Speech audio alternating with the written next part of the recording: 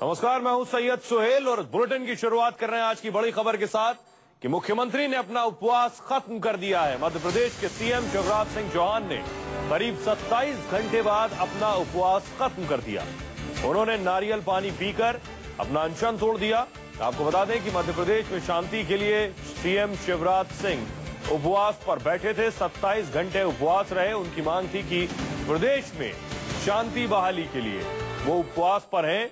लेकिन विरोधी ये भी सवाल कर रहे थे कि शासन आपका, हुकूमत आपकी, सत्ता आपकी, सरकार आपकी, तो आप हालात संभालिए या आप उपवास पर बैठेंगे। उपवास तोड़ रहे हैं और आज हमारे जननायक जो उपवास पे थे वो सबकी भावनाओं का सम्मान करते हुए आज नारियल पानी पीकर उपवास तोड़ रहे हैं। हम सब उनके उपवास में, उनके समर्थन में थे। अब मैं आग्रह करूंगा सत्येंद्र जोशी जी से।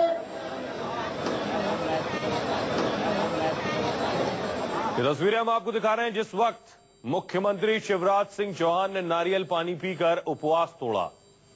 गोविंद सिंह जुड़ रहे हैं हमारे सहयोगी। गोविंद, क्या मध्य प्रदेश में पूरी तरह से शांति आ चुकी है? 27 घंटे बाद मुख्यमंत्री ने उपवास तोड़ दिया है।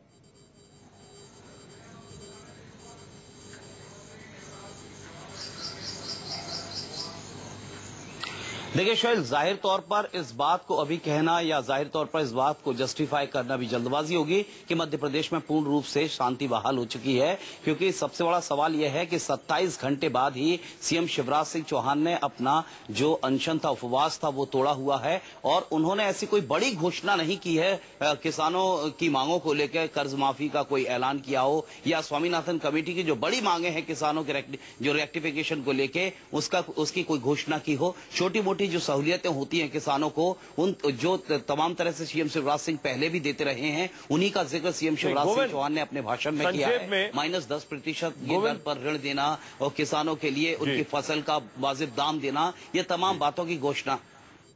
गोविंद, आखिर शिवराज सिंह चौहान ने कैसे तय किया कि अब वो उपवास तोड़ेंगे? क्या कुछ किसान संगठनों से बात हुई, उन्होंने यकीन दिलाया वो आंदोलन खत्म कर रहे हैं?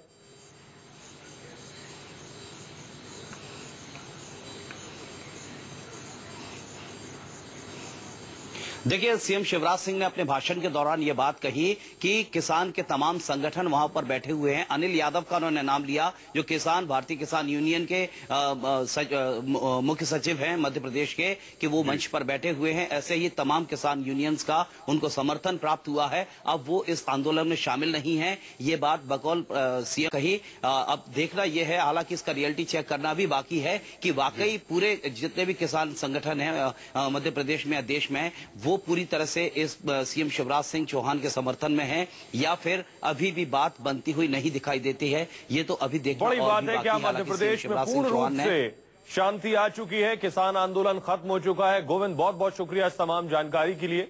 लेकिन उपवास से पहले, यानी खत्म करने से पहले, उन्होंने किसानों को सौगात दी। उन्होंने कहा कि उनकी सरकार ने किसानों के लिए कई लाभकारी योजनाएं बनाई। शिवराज सिंह ने कहा कि मध्य प्रदेश में अब कोई भी समर्थन मूल्य से नीचे फसल नहीं खरीद पाएगा।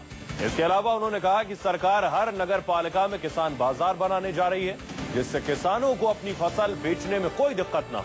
इसके अलावा उन्होंने कहा कि मध्य प्रदेश किसानों को -10% की दर से कर्ज दिया जाता है। मध्य प्रदेश की हर नगर पालिका में, हर नगर निगम में, हर नगर पंचायत में किसान बाजार बनाया जाएगा।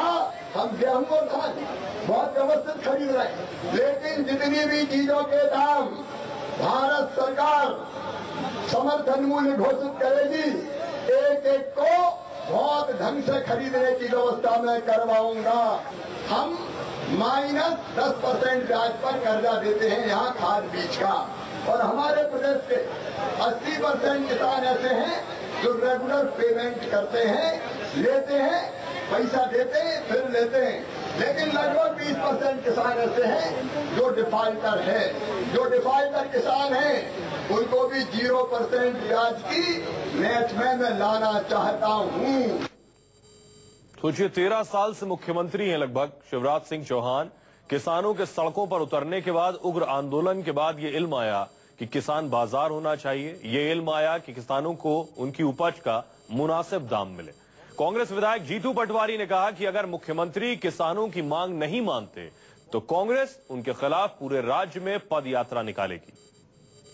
इस वक्त एक्शन में नजर आ रहा है। इस वक्त हमारे साथ जीतू पटवारी मौजूद हैं, युवा नेता है कांग्रेस के। आप ये बताइए कि आज आपने बड़ा निर्णय क्या लिया, किसानों के साथ यात्रा करने की आप बात कर रहे हैं। जिस तरीके से मुख्यमंत्री ने 2 दिन का उपवास करके पूरे मध्य प्रदेश में एक भ्रम का वातावरण पैदा किया है। 10 दिन तक लगातार अलग अलग किसान संगठनों ने, अलग अलग किसान के परिवारों ने उनको अपनी वेदना बताई है, कुछ मांगे रखी है। अगर पूर्ण कर्ज माफी के साथ मुख्यमंत्री उन बातों को मानते हैं तो उनका अभिनंदन किया जाएगा, स्वागत किया जाएगा। अन्यथा पद यात्रा के माध्यम से किसान की वेदना को उनको फिर किसानों तक ले जाई जाएगी कि मुख्यमंत्री बातें कुछ करते हैं और काम कुछ करते हैं, भ्रमित करते हैं मध्य प्रदेश के किसानों को।